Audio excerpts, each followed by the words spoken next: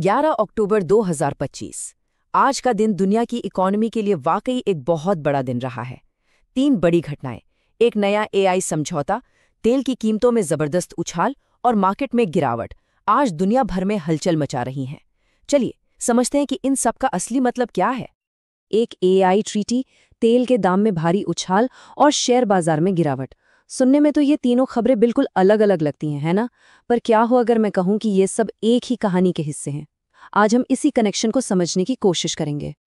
तो सबसे पहले बात करते हैं टेक की दुनिया की सबसे बड़ी खबर की। एआई को कंट्रोल करने के लिए एक ऐतिहासिक ग्लोबल समझौता हुआ है जिसका नाम है क्योटो 2 टेक अकॉर्ड, और इसने सच में टेक सेक्टर में एक भूचाल सा ला दिया है। तो देखिए, इस डील के ना 2 पहलू हैं। एक तरफ कागज पर तो इसका मकसद बहुत अच्छा है कि एआई को पूरी इंसानियत के लिए सेफ और सही तरीके से डेवलप किया जाए, लेकिन दूसरी तरफ मार्केट को डर सता रहा है।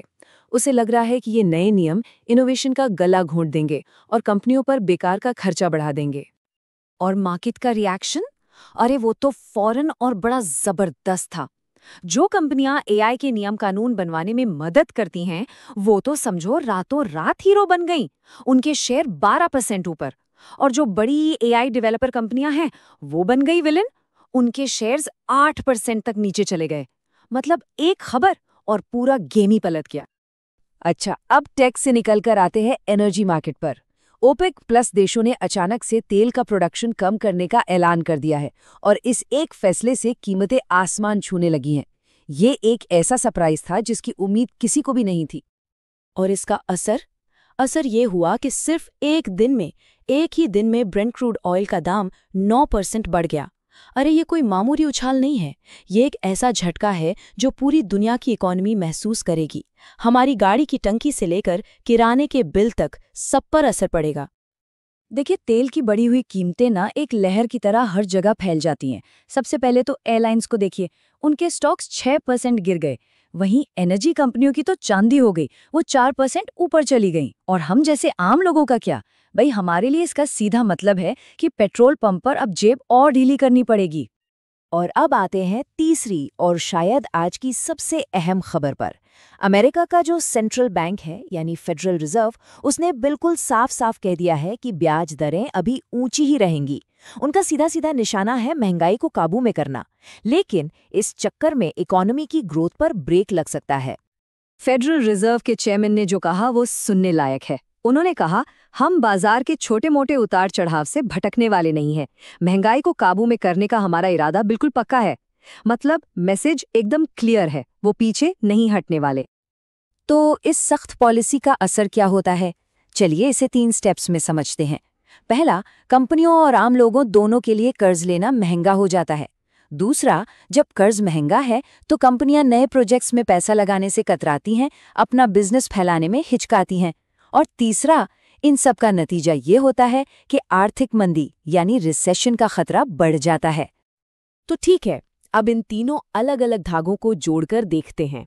एआई, तेल और ब्याज दरें, ये सब मिलकर एक ऐसी तस्वीर बना रहे हैं जो सच कहूं तो थोड़ी चिंताजनक है। आइए इस तस्वीर को जरा और करीब से समझते हैं। अर्थशास्त्री इसे स्टैगफ्लेशनरी प्रेशर कहते हैं। ये एक बहुत ही खतरनाक कॉम्बिनेशन है। एक तरफ महंगाई बढ़ रही है, मतलब चीजें महंगी हो रही हैं, और दूसरी तरफ इकोनॉमी की ग्रोथ धीमी पड़ रही है। आप सोचिए, तेल की कीमतें महंगाई की आग में घी का काम कर रही हैं, और वहीं फेड की पॉलिसी और एआई के नए नियम, ये दोनों मिलकर इकोनॉमी पर ब्रेक लगा रहे हैं। तो आज की पूरी कहानी का सार ये है, एनर्जी का संकट महंगाई को ऊपर धकेल रहा है, फेड की सख्त पॉलिसी ग्रोथ को नीचे खींच रही है, और एआई पर आए नए नियम मार्केट में एक कंफ्यूजन पैदा कर रहे हैं। ये तीनों ताकतें मिलकर हमारी इकोनॉमी को एक बहुत ही मुश्किल मोड़ पर ले आई हैं। तो ये सब हमें आज एक बहुत बड़े सवाल के सामने लाकर खड़ा कर देता है। इस दुनिया में जहां सब कुछ महंगा हो रहा है और हर रोज नए नियम आ रहे हैं, वहां इकोनॉमिक ग्रोथ की अगली लहर आएगी कहां से? ये वो सवाल है जिस पर अब दुनिया भर के लीडर्स और इन्वेस्टर्स को सोचना होगा। कभी कभी ऐसा लगता है ना कि हम हर दिन खबरों के, जानकारी के एक समंदर में गोते लगा रहे हैं।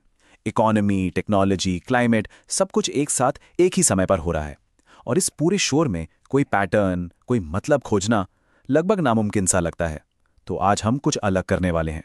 हम सिर्फ एक दिन की सुर्खियां उठाएंगे और देखेंगे कि क्या इन बिखरे हुए टुकड़ों को जोड़कर कोई बड़ी, कोई ज्यादा मतलब वाली तस्वीर बनाई जा सकती है। दिन की शुरुआत एक ऐसी खबर से होती है जो पूरी दुनिया की अर्थव्यवस्था की नींव हिलाने का दम रखती है। दुनिया के 7 सबसे ताकतवर देश G7 एक नए टैक्स पर सहमत हो गए हैं और ये टैक्स सीधे तौर पर आर्टिफिशियल इंटेलिजेंस से होने वाली कमाई पर लगेगा। ये कोई छोटा मोटा पॉलिसी चेंज नहीं है, ये एक बहुत बड़ा बदलाव है। और ठीक जब हम उस आर्थिक खबर को समझने की कोशिश ही कर रहे होते हैं, एक और धमाका होता है। इस बार टेक्नोलॉजी की दुनिया से एक कंपनी एक ऐसे AI को दुनिया के सामने लाती है जो खुद अपने आप साइंटिफिक रिसर्च कर सकता है। सोचिए, ये हमारे फोन में कोई मामूली ऐप नहीं है, ये विज्ञान करने के तरीके में एक क्रांति ला सकता है। और इन दो बड़ी खबरों के बीच एक तीसरी और शायद सबसे गंभीर खबर आती है। यूनाइटेड नेशंस हमारे ग्रह के लिए एक बहुत बड़ी चेतावनी जारी करता है, एक ऐसी चेतावनी जो हमें तुरंत एक्शन लेने पर मजबूर करती है। लेकिन उसी चेतावनी के अंदर वो एक उम्मीद की किरण भी दिखाते हैं। और हाँ, इसका कनेक्शन भी AI से ही है। तो हमारे पास क्या है? एक नया ग्लोबल टैक्स जिससे अरबों डॉलर इधर से उधर होंगे, एक AI जो एक साइंटिस्ट की तरह सोच सकता है, और एक ग्रह जो खतरे में है। ऊपर से देखने पे ये तीनों बिल्कुल अलग अलग पहेली के टुकड़े लगते हैं, पर क्या ये सच में अलग है या फिर ये किसी बड़ी और ज्यादा उलझी हुई तस्वीर का हिस्सा है जिसे हम अभी तक देख नहीं पा रहे हैं? यही तो आज का सबसे बड़ा सवाल है। क्या इन अलग अलग दिखने वाली घटनाओं के बीच कोई छिपा हुआ धागा है जो इन सब को एक साथ जोड़ता हो? चलिए आज जरा जासूस बनकर इन सुरागों का पीछा करते हैं। ठीक है, तो चलिए पहले टुकड़े से शुरू करते हैं। ये आर्थिक पहेली। आखिर ये G7 देशों का नया टैक्स है क्या, और ये इतना जरूरी क्यों है? इसे नाम दिया गया है डिजिटल सर्विसेज टैक्स 2.0। आसान शब्दों में कहें तो ये बड़ी बड़ी टेक कंपनियों की AI सर्विसेज से होने वाली कमाई पर लगने वाला एक ग्लोबल टैक्स है।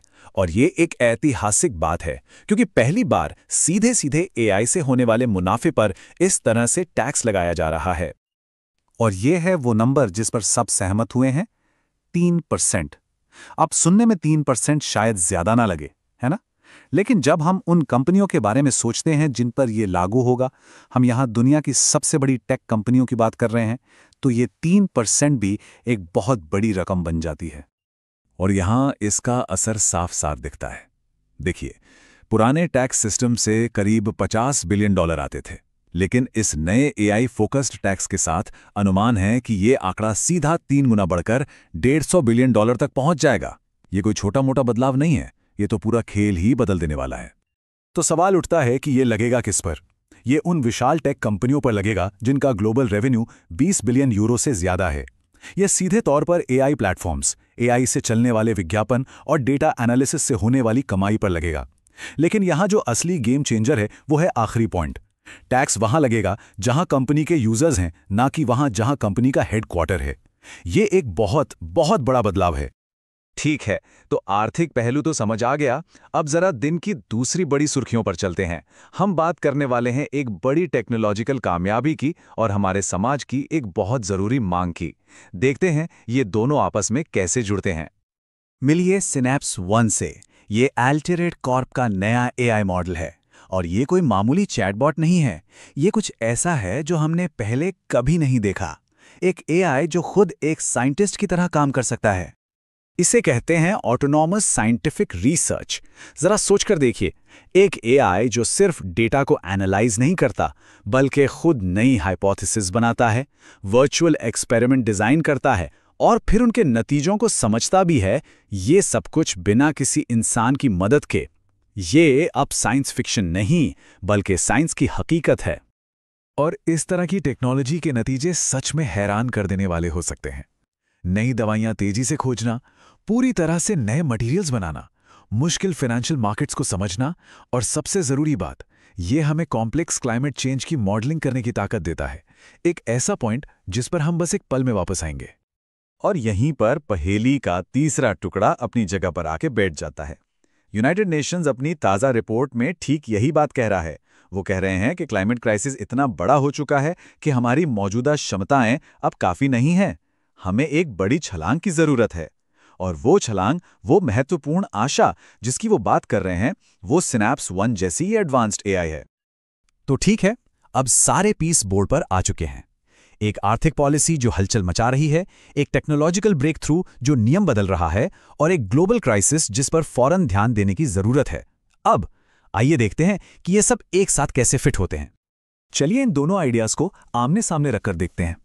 एक तरफ दुनिया की सबसे पावरफुल सरकारें पावरफुल एआई सर्विसेज पर नया टैक्स लगा रही हैं, जिससे वो और महंगी हो जाएंगी। और दूसरी तरफ दुनिया की सबसे बड़ी इंटरनेशनल संस्था कह रही है कि यही पावरफुल एआई हमारे ग्रह को बचाने की सबसे बड़ी उम्मीद है। कुछ अजीब नहीं लग रहा इसमें? तो फिर असली कहानी क्या है यहाँ? ये सिर्फ एक अजीब इत्तेफाक तो नहीं हो सकता कि ये सारी सुर्खियां एक ही दिन में टकराईं। चलिए इसे स्टेप बाय स्टेप समझते हैं। पहला, एक बड़ी कामयाबी। सिनैप्स वन जैसी क्रांतिकारी टेक्नोलॉजी सामने आती है, जो बड़ी बड़ी समस्याओं को सुलझाने का वादा करती है। दूसरा, जरूरत। यूएनएस जरूरत को कंफर्म करता है, कहता है कि हमें क्लाइमेट चेंज से लड़ने के लिए ठीक इसी टेक्नोलॉजी की सख्त जरूरत है। तीसरा, पॉलिसी। दुनिया की सबसे बड़ी अर्थव्यवस्थाएं ठीक उसी टेक्नोलॉजी की कमाई पर एक नया टैक्स लगा देती हैं। और चौथा, टकराव। एक पॉलिसी जिसका मकसद टैक्स सिस्टम में बराबरी लाना है, वो अनजाने में उसी टेक्नोलॉजी के डेवलपमेंट को धीमा कर सकती है जिसकी हमें सबसे ज्यादा जरूरत है। तो जब हम एक कदम पीछे हटके देखते हैं तो इस एक दिन की कहानी हमें उस दुनिया के बारे में क्या बताती है जिसमें हम आज जी रहे हैं? ये सिर्फ टैक्स और टेक्नोलॉजी की कहानी से कहीं ज्यादा बड़ी बात है। ये टेबल पूरी कहानी साफ कर देती है। देखिए, एक तरफ हैं सरकारें जो रेवेन्यू बढ़ाने और सिस्टम को फेयर बनाने की कोशिश कर रही हैं। दूसरी तरफ हैं टेक कंपनियां जो इनोवेशन और ग्रोथ की सीमाओं को तोड़ रही हैं। और फिर हैं हम सब, पूरी दुनिया, जो अपनी सबसे बड़ी और डरावनी समस्याओं का हल खोजने की कोशिश कर रही हैं। और अक्सर हमारी तरक्की इन्हीं अलग अलग हितों के बीच में फंस कर रह जाती है। और यही आज के इस पूरे विश्लेषण का सार है।